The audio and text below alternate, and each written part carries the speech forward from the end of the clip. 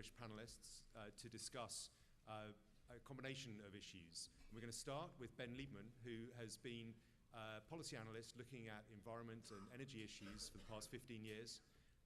Until 5 years ago, he was at the Competitive Enterprise Institute, and since then he's been at the Heritage Foundation. Without further ado, Ben Liebman.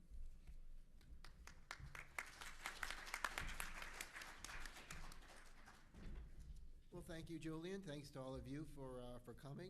My name is Ben Lieberman. I'm a senior policy analyst for energy and environment at the Heritage Foundation, and I'm proud to say that I've either participated in or attended all 4 of the Heartland Institute's global warming conferences. If there's a 5th or a 6th one, I'll probably be there too. I've gotten a lot out of them. By the way, I don't have a PowerPoint presentation because I'm concerned about my carbon footprint. Now, what has impressed me most about the 3 Heartland conferences in the past, and this one so far, has been the scientific discussions. From these presentations, we're getting a realistic impression of global warming and how much of a threat it really poses. And what I conclude from a policy standpoint is that global warming is clearly not a crisis and should not be addressed as one. And I would argue that those who've attended one or more Heartland conferences are probably the least surprised by the ClimateGate revelations, because we've learned from the real science that virtually every global warming claim that sounds terrifying is not true, whether that's the claim that we're currently living through a period of historically unprecedented temperatures, or that rapidly melting Himalayan glaciers will be gone by 2035, or that there's been an increase in storm damage attributed to global warming. None of the scary stuff about global warming is true. And what is true about global warming, what the science actually tells us about man's role in changing the climate is far from terrifying. So those of us who've attended the Heartland conferences or read the report of the Non-Governmental International Panel on Climate Change are the ones least surprised by the dishonest lengths that some UN scientists had to go to in order to manufacture a global warming crisis. In fact, the theme of this Heartland conference might as well be "Told You So." And the science is an important starting point from which to move on to costs. I'll be the first to admit that if the apocalyptic claims were really coming true, and if cap-and-trade legislation or new multilateral treaties or EPA regulations stood a good chance of reducing the threat, then costs might not really matter. Maybe this really would be like December 8th, 1941, where what we need to do is clear and we don't worry about dollars and cents right now. But it's not. Neither is true. Not a crisis, and neither can it be very easily and cost-effectively addressed. So what we really need to do is weigh the risks of global warming against the risks of global warming policy. We don't want to do more economic harm than environmental good. And if there's one overall theme to the economics of cap and trade or other proposed global warming measures, it's that there's absolutely no cheap way to curtail carbon dioxide from fossil fuels and other greenhouse gases, especially if you want to reduce emissions substantially and over a relatively short period of time, which is what most of the activists still insist is necessary. Fossil fuels, coal, oil, natural gas comprise 85% of our energy, and we use them not because we're stupid, but because we're smart. They're the most plentiful and affordable energy supplies and contribute greatly to our high standard of living. Promises by the president and others that we can move away from fossil fuels fairly easily via cap and trade or other such measures, and that it would cost no more than a postage stamp per day are not only not true, but can't possibly be true. After all, if the price of gasoline stays the same, we would drive just about as much. If the price of electricity stays about the same, homeowners and businesses would use about as much, and emissions reduction targets would not be met. Cap and trade has to raise energy prices high enough so that we're forced to use less in order to meet the emission reduction targets. Inflicting economic pain is not some unintended consequence. It's how the system works, any system that works to design to reduce carbon emissions.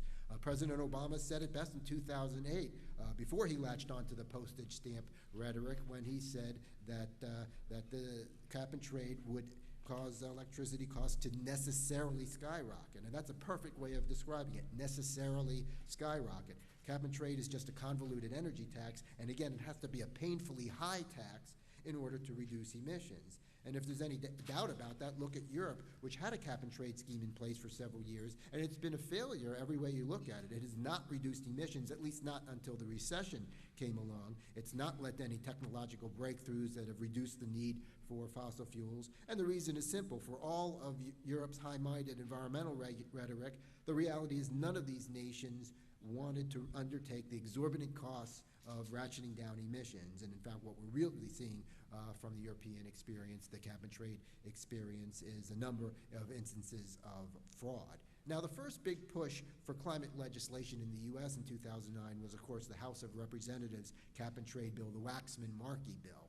This bill would require a 3% reduction in greenhouse gas emissions from 2012, from 2005 baseline levels, 17% by 2020, and 83% by 2050. Regulated entities would have to have enough rights to emit carbon dioxide to cover their emissions. These rights, called allowances, would be sold. Others would be given away for free. And in fact, one of the inducements to get some industry support was the offer of free allowances. Now, electric utilities, oil refiners, natural gas producers, and some manufacturers who produce energy on site would be the ones directly regulated. So the good news for the rest of us, homeowners, car owners, small business owners, farmers, property owners, is we won't be directly regulated. The bad news is the higher energy costs get passed on to us anyway, and those costs will be there whether or not some are bought off in industry with free allowances. It's just supply and demand. If you artificially constrain the supply of energy, you will raise the price. And remember, the price has to go up enough so that we use less and meet the ever-tightening emissions reduction targets. So what are those costs? Well, a Heritage Foundation analysis of the costs of Waxman-Markey projects higher energy costs as soon as the bill's provisions take effect in 2012. For a household of four, energy costs go up by $436 per year, and on up to $1,241 by 25, which is as far out as our analysis goes. Electricity rates go up by 90%, gasoline prices by 58% or $1.38 per gallon, and natural gas by 55%. But direct energy costs are only part of the problem. Nearly everything goes up since higher energy costs raise production costs. If you look at the total cost of Waxman-Markey, it works out to nearly $3,000 per household of four annually from 2012 to 2035. Now, beyond the impact on individuals and households, cap and trade also affects employment, and especially employment in the manufacturing sector. We estimate job losses averaging over 1 million, and note that these are net job losses after the much overhyped green jobs are taken into account. Some of the jobs will be destroyed entirely, others may be shipped to nations like China and India that have no intention of hampering their own economies with energy price raising measures. Now, I should also add that the costs are not distributed evenly. The burden of higher energy costs disproportionately hurts the poor, who spend a larger percentage of their incomes on energy. The Congressional Budget Office has been clear on this point. So cap and trade is not only an energy tax, it's a highly regressive tax. Cap and trade also hurts some parts of the country more than others. It's no coincidence that Waxman represents Hollywood and Markey represents the Boston suburbs, and that the companion Senate bill is also sponsored Boxer from California and Kerry of Massachusetts, or the latest bill with Kerry and Lieberman of Connecticut. The West Coast and the Northeast will be harmed by cap and trade, but not nearly as badly as other regions, in part because these are the regions whose economies are already stagnant, so reducing emissions won't be as high a hill to climb. These are also regions that have long since adopted policies that have chased away most of their manufacturing sector. But unlike the West Coast and the Northeast, other parts of the country, like the Midwest, still have manufacturing jobs to lose. And states like Texas still have a growing economy and thus growing emissions. And of course, those parts of the country that rely more heavily than others on coal-fired electricity will be disproportionately burdened, since coal is the first and foremost target under cap and trade. Coal mining regions, of course, will also be very hard hit. And rural America gets a particularly bad deal. Farming and ranching is energy intensive, and the higher energy and natural gas-derived fertilizer costs would reduce farm profits by 28% in 2012 and 57% in the years after that. And as with American manufacturers, American farmers would be at a global disadvantage relative to farmers in other countries who won't face higher energy costs. Overall, gross domestic product is reduced by $393 billion annually under Waxman-Markey, below where it would otherwise be, and $9.4 trillion cumulatively by 2035. Now, we have not analyzed the latest bill from Kerry and Lieberman, which is a slightly weaker version, but we expect that it would be nearly as expensive and still very much a net jobs killer. We're talking about, with Waxman-Markey, over 1 million net jobs lost. Now, quite a price tag. What does it buy in terms of avoided harm? Keep in mind, even if you assume continued warming from the release of carbon dioxide. Unilateral measures don't prevent other nations from doing what's in their best interest. And we know from the collapse of the multilateral climate negotiations in Copenhagen last December that major developing nations like China and India have no interest in jeopardizing their economic growth by agreeing to emissions reductions. In fact, the developing world nations surpassed the developed world emissions in 2005 and are projected to increase 7 times faster through 2030, according to the Energy Information Administration.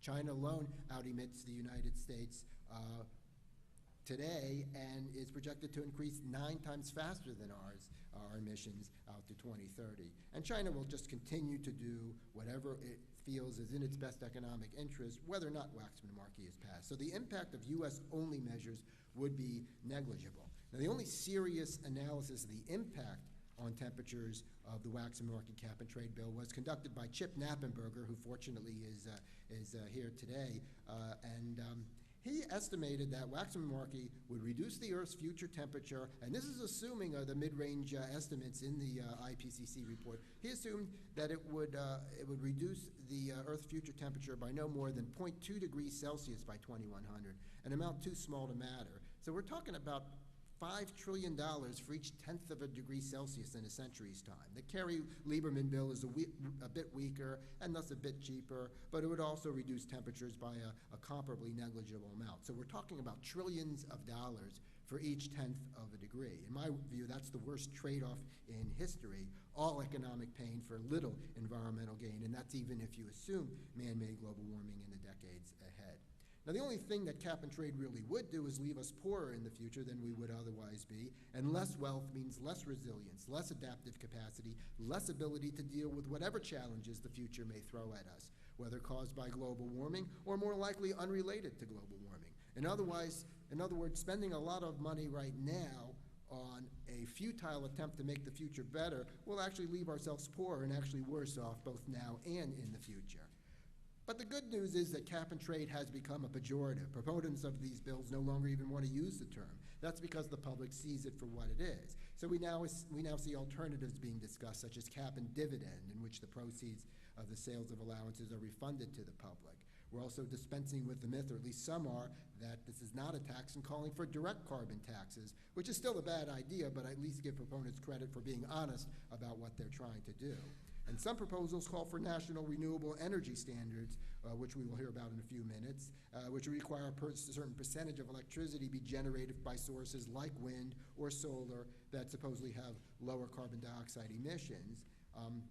These can be seen as sort of a scaled-back version of cap and trade, but still very expensive. For example, the Heritage Foundation has a new study out concluding that a renewable electricity standard would cost $5 trillion and destroy over 1 million jobs. Now, we're also seeing Congress being bypassed by unelected bureaucrats at regulatory agencies led by the Environmental Protection Agency, implementing as much of this anti-energy global warming agenda as they can. But no matter how it is done or what it is called, keep in mind it's a tax on energy, and it has to be a hefty tax on energy to make any difference. So there would be a significant hit to households, businesses, and the American economy overall as energy use gets forced down. Now, as you may have guessed by this point, I'm not a big fan of big government solutions to global warming, however large or small of a problem we think it is. But there's an alternative to cap and trade, or multilateral treaties, or EPA regulations, or other big government measures that will almost certainly do more harm than good. And that's the free market, limited government, rule of law, property rights, free trade. In my view, global warming isn't a justification for bigger government. If anything, it's a justification for smaller government. The Heritage Foundation recently came out with its 2010 Index of Economic Freedom, which ranks each nation based on its level of economic freedom. And one of the things that we've learned is that free is clean, that the nations ranked as having the freest economies also are the ones with the cleanest environments. And it stands to reason free economies tend to be prosperous economies, and the reality is that wealthy societies have the means and the desire to address environmental concerns. In addition, free economies tend to foster technological development that allows us to produce more with less. Markets are the best way of improving efficiencies, and that includes efficiency in energy use. And we see this in regard to carbon dioxide emissions. It's the freest economies that lead the way with technologies that reduce our carbon intensity, that is, our carbon emissions per unit of production. A recent study by the Cascade Policy Institute shows exactly what an upcoming Heritage study will, and that's that the freest economies have lower carbon intensities, and that thanks to constant technological improvements, those carbon intensities continue to fall. Less free economies emit more carbon dioxide per unit output and are not improving the way freer economies do. So I would argue against command and control, against large-scale interference with the economy. I would argue in favor of free markets, which will leave us wealthier and more technologically advanced and thus better equipped to deal with the future. And that's a policy that makes sense whether or not global warming turns out to be a problem. Thank you.